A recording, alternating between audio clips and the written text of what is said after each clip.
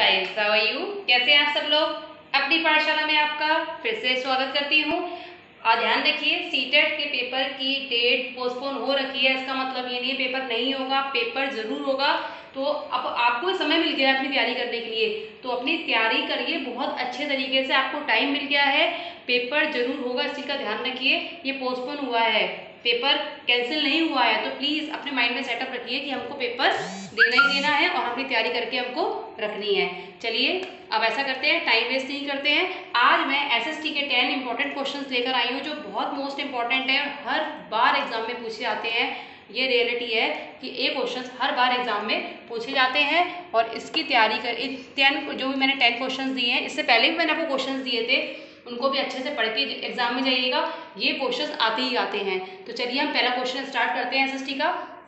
सबसे पहला क्वेश्चन है, संविधान की किस सूची में वन एवं कृषि से संबंधित विषयों को रखा गया है? तो गाइस ध्यान रखिए, संविधान की किस सूची में रखा गया है वन और कृषि को? इसे रखा गया है समवर्ती सूची में। किसमें?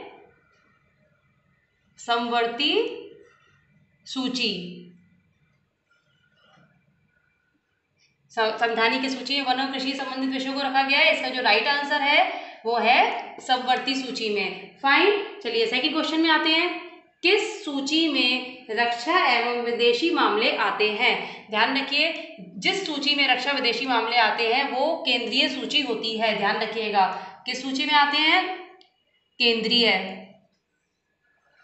केंद्रीय सूची में रक्षा और विदेशी मामले आते हैं। बताया था ना, संविधान की वन और कृषि आते हैं समवर्ती सूची में और रक्षा और विदेशी मामले आते हैं केंद्रीय सूची में। ठीक है, ये दोनों ही बहुत मोस्ट इंपॉर्टेंट क्वेश्चन है। इसको मोस्ट इंपॉर्टेंट आप पहले ही लगा लीजिए, सारे क्वेश्चन आपको देखने को मिलेंगे। चलिए नेक्स्ट क्वेश्चन देखिए, वायुमंडल को कितनी परतों में विभाजित किया गया है? ये भी बहुत इंपॉर्टेंट क्वेश्चन है, मोस्टली टाइम में आता है। तो वायुमंडल को 5 परतों में विभाजित किया गया है। ध्यान रखिए, वायुमंडल को कितनी परतों में विभाजित किया गया है? 5। तो राइट आंसर इज 5।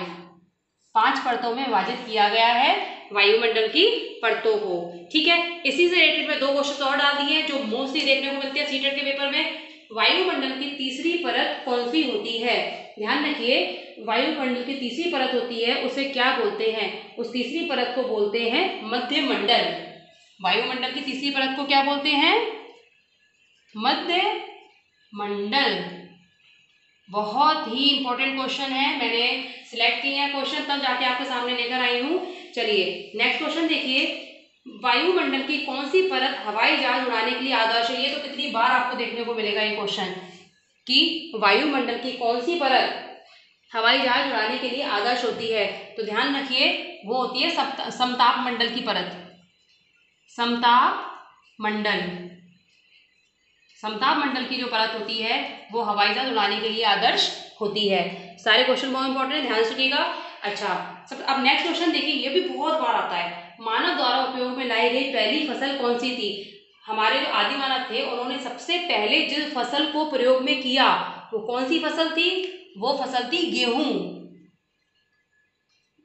अब कई बार एग्जाम में आता है लोग चावल बाजरा भी लिख देते हैं, नहीं, वो फसल थी गेहूं जो मानव द्वारा सबसे पहले प्रयोग की गई थी। ठीक है, और ये सेकंड क्वेश्चन वेरी इंपॉर्टेंट, प्रसिद्ध पशुपति की मोहर कहाँ से मिली थी?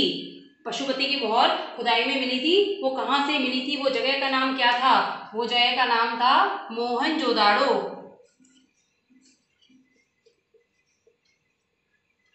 मोहनजोदड़ो में आपको